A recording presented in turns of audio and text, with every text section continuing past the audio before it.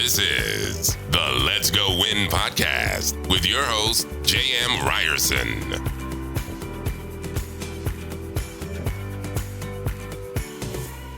What is happening, you guys? Welcome back to Let's Go Win podcast. We are here today for a Tuesday tune-up, and I have an amazing guest today. We are talking about relationships, and I am very, very fortunate, as are you, to have a life and love coach. Janet Tingwald, I am fired up to have you. How are you doing this morning? I am fabulous, and thank you so much for having me on your show today. Truly my really pleasure. Looking forward to this. Me too. Look, relationships, we have so many of them. We're not necessarily ever really coached on them unless you seek this out. So what you do, and I love what you said, I'm a life and love coach. I'm just going to open it up there and say, what don't we know so we can be better at loving ourselves, at loving our partners, at loving our family? How can we show up better in this relationship game? Well, I think I would start it off with this is, what would you say is the number one skill in relationships? I would say communication would be the number one for me. Yes. And that is very, very typical of what the answer is. And what I have found out is that actually the number one skill is self-awareness. So think about that for a second. Just kind of let that settle in, of all of the things that impacts. If you're not aware of your triggers, if you're not aware of your baggage, if you're not aware of what your needs are, what your values are, how can you clearly communicate? You can't, right? You're not setting boundaries. You're not, I love this answer. I said communication, but I agree with you. Self-awareness when it comes to meditation and mindfulness, this is why I do this work. So I'm all in, hook, line, and sinker. Tell me more about it. I love it. Yes. So it really, communication is vital. And there's a term called micro communication, of micro honesty. But how do you really be honest with somebody if you don't know yourself? So I think of when I was younger, because obviously I'm older. So when I was younger and was married the first time, the 23-year starter marriage,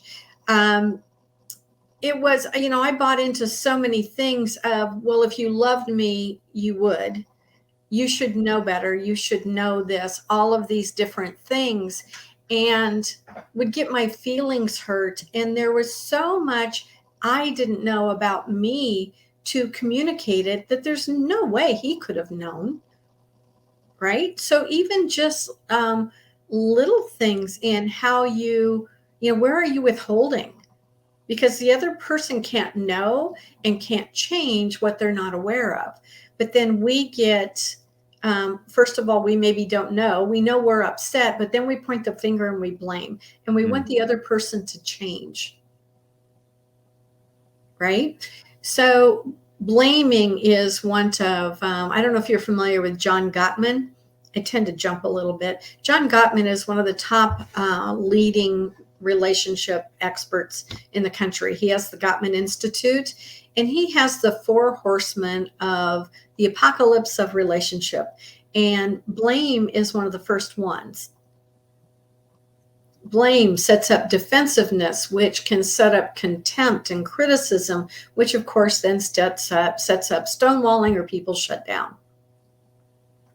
So, with self-awareness of, are you doing that? Why are you doing that? Why are you projecting, or what is the need for you to make it the other person's fault? And then you can get into projecting and all kinds of different things, but it comes back to self-awareness of how you show up, what your triggers are. And then, yes, of course, the skills of communication. So this is why it's hard for me to keep these shows short. I have so many questions immediately. You said a 23-year starter marriage. Now, that's not to say that you couldn't be successful in your initial marriage, even if you got married young. But self-awareness, how can we be better at being self-aware so that we can show up and not necessarily have to go through, because I know for myself, I've been married now going on 17 years. I got that right. And obviously the first 10, they were great, but there was a lot of turbulation because of blaming, of non-communication, not setting proper boundaries. So the advice to folks today, whether they're 1 year in or 10 years or 30 years, how do we become more self-aware and work better with our partner? Well, the number one thing that pops into my head, of course, is to hire somebody to help you, whether it's a therapist or a coach that specializes in that. It's hard to see your own stuff, even myself. Life's easier from the bleachers. I don't know who's watching the NBA playoffs, but it's like I sit there 5 foot tall. Why are they doing that? Because I can see it from the bleachers, right? and they're getting paid $35 million to do this. So I think they know what they're doing. But life's easier from the bleachers. So it's hard to see your own things, right? They say the attorney that represents themselves has a fool for a client. So you can't always see your own things. So my number one thing is get some kind of help. If nothing else, to start, read some books, listen to podcasts. I think oftentimes talking to one of your friends, not always, but can be one of the worst things you can do, because oftentimes they know what you know, right? So are you going to be elevated? They don't want to hurt your feelings. Will they be honest with you? So, things like that we often go to that isn't really going to elevate us. There's all kinds of seminars and events and free webinars that you can get curious. Start to get curious about, who am I? How do I show up? How am I impacting the relationship? Yeah, and I like the way that you brought up the NBA, because we're talking about, you said 35 million. We're talking the best athletes in the world. Let's just take Michael Jordan. If you say he is the greatest of all time, yes, there was never a moment in his career he didn't have a coach, never once. Yes. And we are talking multiple coaches for specialties, as in building his body with Tim Grover, to Phil Jackson as his coach. Then he has separate dietitians. And I guess my point in saying all that is we're talking about the best in the world, but our relationship, whether it be with ourselves or our partner, that is our number one thing in the world, right? That's our number one asset, if we will. Like, this is love, and having that support is what we all want. But how few of us have coaches? That's absolutely fascinating. I never thought of it that way. But typically people wouldn't think about it unless you're having problems, quote unquote, that's when I'm going to reach out. So be proactive in finding a coach is what I definitely heard there.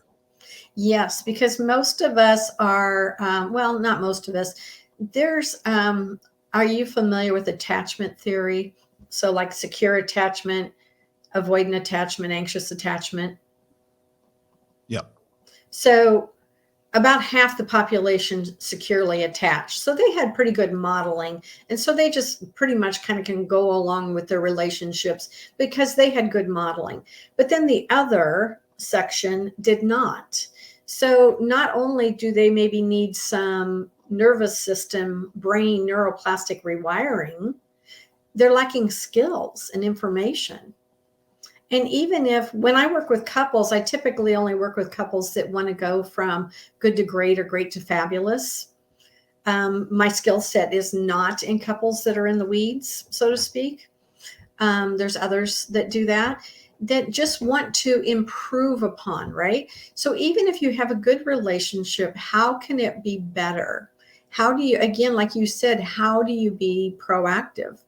And there's sometimes different coaches for different skill sets, where maybe there is an issue around money. Maybe it's better to have a money coach. Maybe there's an issue around sex. Get a sex and intimacy coach. I'm a little bit more of a generalist, one of my foundational practices now is helping women and men to understand the difference between masculine and feminine energy. And as women are stepping into positions of power and influence at home and at work, how do you balance that, and how do you keep a polarity that's needed for sexual chemistry? How do you keep that polarity going in the relationship at home if you're stepping into your masculine at work? No, I think this is fascinating. And going back to the theory of the attachment, it's when you said modeling, I think of my relationship. I watched two parents, they never fought. I can't recall a time in their 51 years that they ever really had a knockdown, drag out, like fight.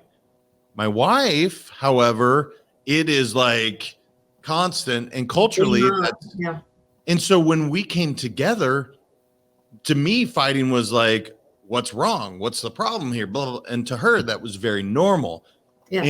And so I say that to everyone to say, look, you're bringing in your own bias, your own perception, your own experience, Your own culture. yeah, your own culture. Thank you. And so when you do that, there's a lot to work through to understand that was my experience. That doesn't mean that was right or wrong. That was just my experience. How are we going to foster our own culture in our relationship? Is that kind of a fair thing that you see in your profession? I would say yes, absolutely. And it's nurturing. Have you ever heard the term nurturing the in-between? No. So there is, whether it's you and me or you and your wife, there is the relationship. I think of it as a third entity. So there's me, there's you, and then how do we nurture and create and design and grow this part of energy of the relationship between us? I tend to think of it as a plant. And what does that plant need to be safe, for love to grow, for it to flourish? That's a good way to look at it, right? Instead of it being, it's its own thing, and we are going to work on this and provide it what it needs. You mentioned listening to podcasts, you mentioned reading books. The one book that sticks out in my head that most people have heard of is The 5 Languages of Love, or Yes. The Languages of Love. I can't remember, it's 5 now, but 5 I think love languages. thank you, 5 love languages. Are there other resources that you can suggest? And maybe that's not even a great one. I don't know.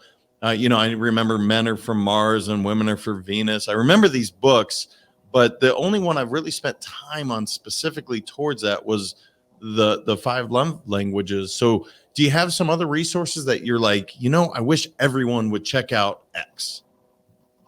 I do. I have a favorite. I do love the love languages, because had I known in my first marriage that really understood that his love language was gifts, and that's the bottom of my list. So as he was doing that, it didn't land for me, right? So we're very different people, and my adult children are like, how are you and dad ever together? So I'm not saying that, but I do see where those things played in, right? It's another part of self-awareness and what says I love you to me, right? So that is part of it. As far as a resource, the one that probably changed my life the most, and there's been many, I've been a student of personal development for over 40 years, is The Queen's Code by Alison Armstrong. All right. It's all about understanding men. Is it really? Mm-hmm. You know what I like? And I'm sorry, I didn't mean to cut you off. I love what you said, though, because it sounds like you and your ex-husband have it's not that he's a bad guy or you are bad it just wasn't a compatibility factor. In fact, I saw this the other day. I was at the pool, and my good friend, the mother-in-law, was staying at the ex-father-in-law's home. They go on vacations together with their separate spouses. They're good friends. They were just not a good fit in a relationship. No. I love that we've progressed to this point, and maybe that's always been the case, but I'm starting to see people say, look, that doesn't mean you're bad. We were just not really a compatible group. Right. You might have been in your 20s and 30s, but that doesn't mean that you were in your 40s. And as you grow and change, when I got married in my early 20s, I was an immature, irresponsible twit. I kind of thankfully grew out of that, right? So as I became having more voice and choice and independence, it had a huge impact on our relationship. And so, no, he's basically foundationally not a bad person. We do see life very differently, but historically, divorce only happens if there's drama and trauma, right? It has to be awful. That it can't. We have to stay together, and there has to be a really, really good reason in order to separate. And I see that changing some now, and people being able to more civilly, at least civilly, separate and move forward. Yeah, and you see that obviously with kids. Hopefully that's people use that as a glue, whether that's good or bad. And Right. I'm not here to judge, No. but also the civil part hopefully comes in when kids are involved, where we're going to be in each other's lives. This doesn't have to be miserable. In fact, Absolutely. we can co-parent and get along. We've talked about some books, but I would love, as I'm looking at the time, I would love for you to give, some suggestions in terms of sitting down and spending an hour of time. Is there certain rituals that you suggest that, and I'll just go to couples because I know this could open it up. Let's just talk about couples. Is there a couple of practices you would suggest each couple do on a weekly basis? Yes, and I kind of qualify that with the and is that having like a State of the Union kind of talk weekly. How are things going? What's going on? Is there something that you need? What do we need to talk about? That micro honesty and checking in on a regular basis before things get really out of alignment. The and is if you don't have some awareness and some skills, that's going to be difficult to do and could create a mess. And communication, I find, can oftentimes a big part of it is conflict resolution. How are you going? I mean, if we're getting along, communication's fine. It's when there is a disagreement or a difference in opinions, that we tend to it becomes difficult. So how do you be honest, and how does the other person then receive it, support that? How do you work through it for a win-win, not a compromise, but a win-win? These are all skills, and they're skills that most of us didn't take. There wasn't a class for it. It wasn't modeled. We don't know how. So the thing is that there is so much information out there that you can learn how to do this, is to have those conversations, sometimes tough ones, go on regular dates, have regular sex, even if you don't necessarily want to. And there's a caveat in that also, of course, but that's what creates connection, right? No, 100%. I think I think it's so important what you said. So there's a couple of relationships going on, and I'm hearing prioritize your self-awareness, your relationship with you, prioritize your relationship with whomever your partner is. Yes. And if you're not doing that, it's going to end poorly typically. So it's going to become difficult. Yeah. And you said, look, it's not if adversity strikes, it's when. It's going to happen. Yes. It's life. That's just the way it is. Yes. Janet, I'd love for you you have so much knowledge, and we barely scratched the surface, and we could get into the weeds big time. But where can people reach you if they were like, I love what Janet had to say. I want to talk to her, man. She's awesome. Where can they reach you? Actually, my name, Janet Tingwald @gmail.com. You can go to my website. It currently is being redone on my expansions that I'm offering now. So you will largely see on my website that I am my information and programs for working with single women. Like I said, that has expanded, but I like to just connect with people one-on-one and have conversations. So feel free to reach out to me and email me, just janettingwald@gmail.com. Well, you guys Old heard it. school. Yeah, I mean, she is an expert at this. She even, through experience, through schooling, through all of it. And so it's so relatable. Janet, I so appreciate you talking about that. I think it's so important for all of us to Thank discuss you. and inquire on how are our relationships doing. I really appreciate your time today. Yes, thank you so much again for having me. It's an important topic because we're in a transition with it. It's an important topic to move forward. Yeah, the world has shifted a little bit, and never more important time than right now to look at your relationship with yourself, with your spouse, your significant other, whatever that is, your kids. Take a Yes. look, and thank you so much for your guidance and expertise. Oh, you're very welcome. Thank you. All right. Oh, my pleasure. You guys, obviously, it's a huge, important subject. I'm so appreciative to have Janet here. Until next time, I hope your relationships continue to thrive and flourish. Take care of them. Remember, your mindset matters, and we will talk to you next week.